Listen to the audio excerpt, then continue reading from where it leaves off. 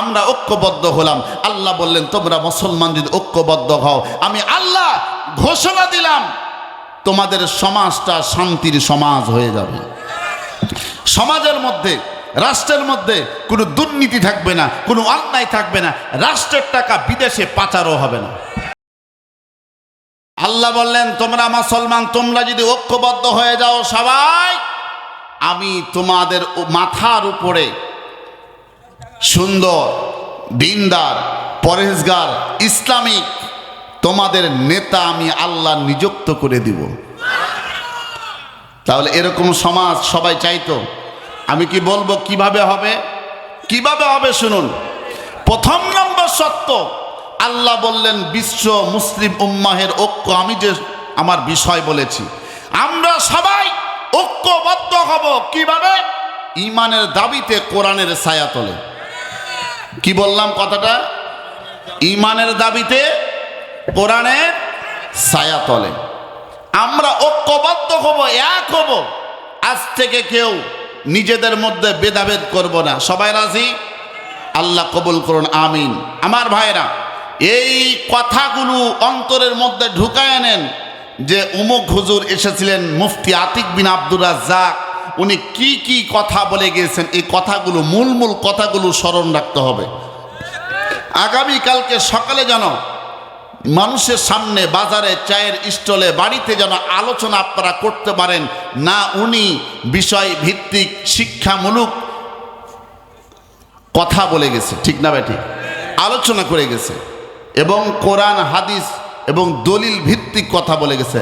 আমার ভাইরা, এবার আসেন, আমরা ঐক্যবদ্ধ হলাম। আল্লাহ বললেন তোমরা মুসলমান যদি ঐক্যবদ্ধ হও, আমি আল্লাহ ঘোষণা দিলাম তোমাদের সমাজটা শান্তির সমাজ হয়ে যাবে।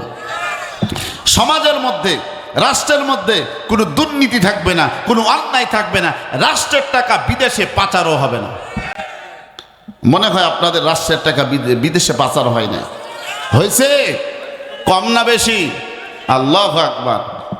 টাকা তো পালাইছে, নেতাও পালাইছে, নেত্রীও পালাইছে। আমার ভাইরা, আল্লামা দেলওয়ার হোসেন সাইদি সাহেব বলেছিলেন, বেশি লাফালাফি করিও না, মূলটা ধরে যখন ঝাঁকানি দিব মামুর বাড়ি দিল্লিতে যা পড়বা। পড়ছে কি বলে নাই? পড়ছে। আমার ভাইরা, যারা আল্লাহর ওলি হয় তাদের কাশফ আল্লাহ খুলে দেন।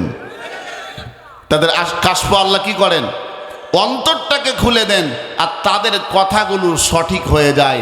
দেখেন, আল্লামা সাইদি সাহেব যেই কথাগুলো বলেছেন, প্রত্যেকটা কথার বর্তমানে মিল আছে না নাই? মিল আছে। তাহলে পেলেন টাটকা একেবারে আল্লাহর ওলি। আমার ভাইরা, যারাই ইসলামী আন্দোলনের জন্য, দিন প্রতিষ্ঠার জন্য যারাই জীবন দিয়েছেন, শহীদ হয়েছেন, রক্ত ঝরাইছেন, আল্লাহ সকলকে জান্নাতি হিসাবে কবুল করুন। সকলে বলি আল্লাহুম্মা আমিন। আমার ভাইয়েরা, এবার আসুন, তাহলে আমরা ঐক্যবদ্ধ হওয়ার পরে আমাদের কাজ এক নম্বর হচ্ছে আমরা শক্ত করে কোরআনটাকে আঁকড়ায় ধরব এবং কোরআনই কাজ করব। আমরা দাওয়াত দিব। কি দাওয়াত? আমরা শুধু নামাজ পড়লে হবে না, আমরা শুধু রোজা করলে হবে না, আমাদের শুধু দান করলে হবে না, আমাদের শুধু কোরআন তেলাওয়াত করলে হবে না, আমাদের শুধু তাসবিহ তাহলিল এগুলো করলে হবে না। পাশাপাশি আমাদেরকে সর্বপ্রথম আমাদের কাজ করতে হবে আল্লাহর জমিনে আল্লাহর দ্বীনকে কায়েমের। আমার ভাইরা, আর একটু আপনাদেরকে সহজভাবে আমি বুঝাই। রাষ্ট্রীয়ভাবে যদি কোরআন যদি প্রতিষ্ঠা হয়ে যায়, যেমনিভাবে সমাজে আপনার লুটপাট থাকবে না, সন্ত্রাসী থাকবে না, আপনার ছিনতাই রাহাজানি কিছুই থাকবে না, তেমনিভাবে সে সময়ে বেনামাজিও থাকবে না, সুদ ঘুষ এগুলো কিছুই থাকবে না।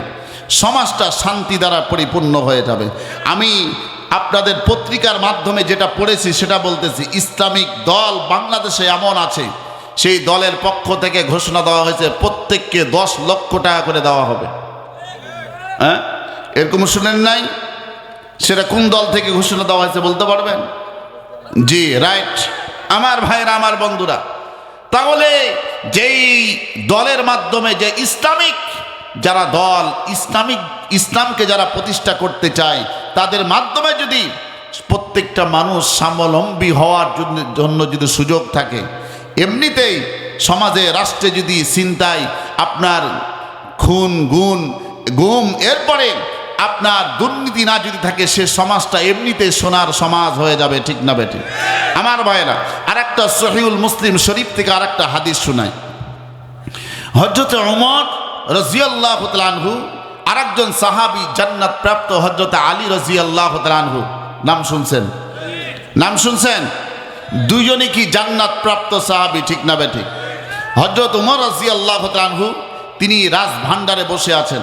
এমন সময় আরেকজন সাহাবী আসলেন, হযরতে আলী রাদিয়াল্লাহু তাআলা আনহু, এসে দরজায় নক করতেছেন এভাবে। সবাই বলুন আল্লাহু আকবার, জোরে বলুন আল্লাহু আকবার। হযরত ওমর রাদিয়াল্লাহু তাআলা আনহু কামরার মধ্যে আছেন। তিনি আমিরুল মুমিনিন, তিনি প্রধানমন্ত্রী, তিনি আমিরুল মুমিনিন, তিনি অফিসের মধ্যে আছেন। এমন সময় দরজায় নক। আলী রাদিয়াল্লাহু তাআলা আনহু প্রবেশ করলেন।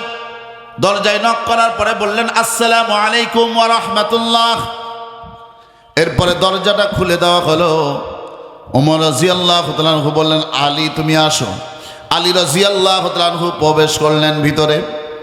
এরপরে বলা হলো, আলী তুমি কি বলতে চাও তাড়াতাড়ি বলো। আর খাদেমকে বললেন, খাদেম রে, তুমি নাস্তার ব্যবস্থা করো, তুমি আলোর ব্যবস্থা করো। নাস্তার ব্যবস্থা করা হলো, আলোর ব্যবস্থা করা হলো, সব কিছু ব্যবস্থা করা হলো মেহমানদারির জন্য। এবার বললেন, আলী তুমি কি বলতে চাও বলো। আলী রাদিয়াল্লাহু তাআলা আনহু বলেন, আমিরুল মুমিনিন, আমি আপনার সামনে এসেছি এই কথা বলার জন্য।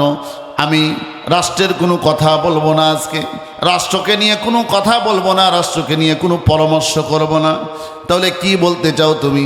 আলী রাদিয়াল্লাহু তাআলা আনহু বলেন, আমার ব্যক্তিগত, আমার ফ্যামিলিকে নিয়ে আমি একটু পরামর্শ করব। ওমর রাদিয়াল্লাহু তাআলা আনহু সঙ্গে সঙ্গে খাদেমকে বললেন, খাদেম তুমি নাস্তার ব্যবস্থা করেছিলে, তুমি নাস্তাটা নিয়ে যাও, আলোটা তুমি বন্ধ করে দাও।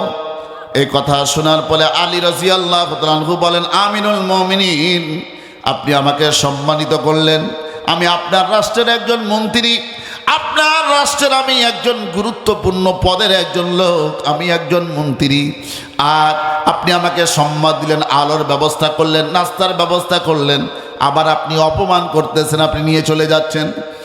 ওমর রাদিয়াল্লাহু তাআলা আনহু বলেন, ওরে আলী রে, আজকে যে আমি নাস্তার ব্যবস্থা করেছি, আমি যে আলোর ব্যবস্থা করেছি, তুমি জেনে রেখো, এই টাকা আমি উমরের ব্যক্তিগত টাকা নয়, এগুলো হচ্ছে জনগণের ট্যাক্সের টাকা, এটা রাষ্ট্রের টাকা।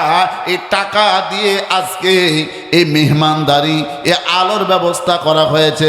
আল্লাহ পাক রব্বুল আলামিন হাশরের ময়দানে যদি বলে, উমর তুমি রাজত্ব পেয়েছো, তুমি ক্ষমতা পেয়েছো, পাওয়ার পরে তোমার আত্মীয়, তোমার রাষ্ট্রের মন্ত্রী, সে তোমার ঘরে এসেছে, তুমি সুন্দর করে এসি ছেড়ে দিয়েছো, তুমি লাইটিং ফাইটিং সব তুমি ব্যবস্থা করেছো, বিভিন্ন প্রকারের খাবারের ব্যবস্থা করেছো, তুমি রাষ্ট্রের টাকা নষ্ট করেছো।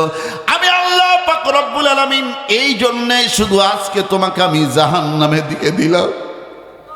ওমর রাদিয়াল্লাহু তাআলা আনহু দুই চোখের পানি ছেড়ে দিয়ে কাঁদেন আর বলেন, ওরে আলী, আমি জাহান্নামের কঠিন আযাব আমি উমর সহ্য করতে পারবো না। আলী রাদিয়াল্লাহু তাআলা আনহু বুঝতে পারলেন, বললেন, ওরে আমিরুল মুমিনিন, আপনি এত চিন্তা নিয়ে, এত সততার সাথে আপনি রাষ্ট্র পরিচালনা করেন, আপনার মতো যোগ্য রাষ্ট্রনায়কই প্রয়োজন।